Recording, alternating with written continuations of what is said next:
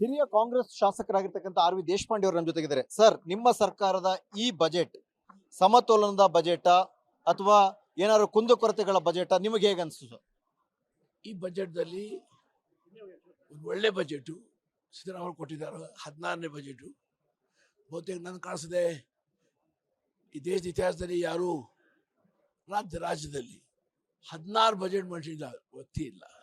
So ಅಷ್ಟೇ ಅವರು ಹೋಗಬೇಕಾಗಿದೆ. ಒಳ್ಳೆ ಬಜೆಟ್ ಕೊಟ್ಟಿದ್ದಾರೆ, ಒಂದು ಬ್ಯಾಲೆನ್ಸ್ಡ್ ಬಜೆಟ್ ಕೊಟ್ಟಿದ್ದಾರೆ, ಎಲ್ಲ ವರ್ಗಗಳಿಗೆ ಅನುವಾಗುವ ಹಾಗೆ ನ್ಯಾಯ ಆಗುವ ಹಾಗೆ ಬಜೆಟ್ ಕೊಟ್ಟಿದ್ದಾರೆ. ಗ್ಯಾರಂಟಿ ಹೊರೆಯನ್ನ ತಡೆಯಲಾಗದೆ ಸಾಲ ಮಾಡಿ ತುಪ್ಪ ತಿಂದ ಬಜೆಟ್ ಇದು ಅನ್ನುವಂತ ಆರೋಪ ಮಾಡಿದ್ರು. ಹಾಗೆ ಹೇಳಲಿಕ್ಕೆ ಆಗುದಿಲ್ಲ. ನೋಡ್ರಿ, ಸಾಲ ತಗೊಳ್ಳೋದಿಲ್ಲ ಅಂತ ಯಾರು ಹೇಳಿದೆ? ಯಾವ ಸರ್ಕಾರ ಸಾಲ ತಗೊಂಡಿಲ್ಲ? ನಾನು ಹಲವಾರು ಸರ್ಕಾರದಲ್ಲಿ ಮಂತ್ರಿಯಾಗಿ ಕೆಲಸ ಮಾಡಿದ್ದೇನೆ, ವಿರೋಧ ಪಕ್ಷದ ನಾಯಕ ಕೆಲಸ ಮಾಡಿದ್ದೇನೆ, ಎಲ್ಲ ಮಾಡಿದ್ದೇನೆ. ಎಲ್ಲ ಸರ್ಕಾರಗಳು ಸಾಲ ತಗೊಳ್ತಾರೆ.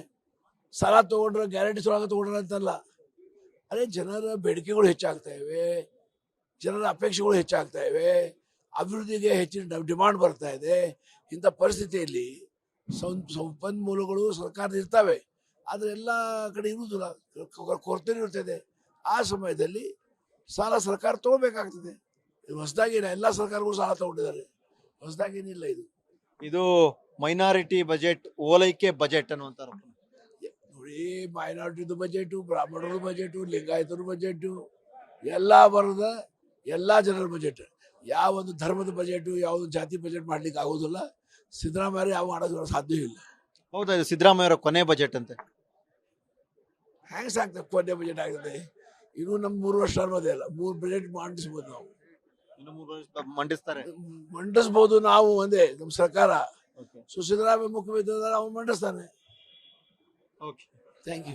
ಇದು ಹಿರಿಯ ಶಾಸಕರಾಗಿರ್ತಕ್ಕಂಥ ಆರ್ ವಿ ದೇಶಪಾಂಡೆ ಅವರ ಮಾತು. ಈ ಬಜೆಟ್ ಸಮತೋಲನವಾಗಿದೆ, ಆದ್ರೆ ಸಿದ್ದರಾಮಯ್ಯ ಅವರ ಕೊನೆ ಬಜೆಟ್ ಅಂದ್ರೆ ಗೊತ್ತಿಲ್ಲ. ನಾವು ಇನ್ನು 3 ವರ್ಷ ಇದೆ, ಸಿದ್ದರಾಮಯ್ಯ ಅವರು ಇದ್ರೆ ಅವರೇ ಮಂಡಿಸ್ತಾರೆ ಅನ್ನುವಂಥದ್ದು ಅವರ ಮಾತು. ಕ್ಯಾಮರಾ ಪರ್ಸನ್ ಗಣೇಶ್ ಜೊತೆ ಸುಕೇಶ್, ಪಬ್ಲಿಕ್ ಟಿವಿ, ಬೆಂಗಳೂರು.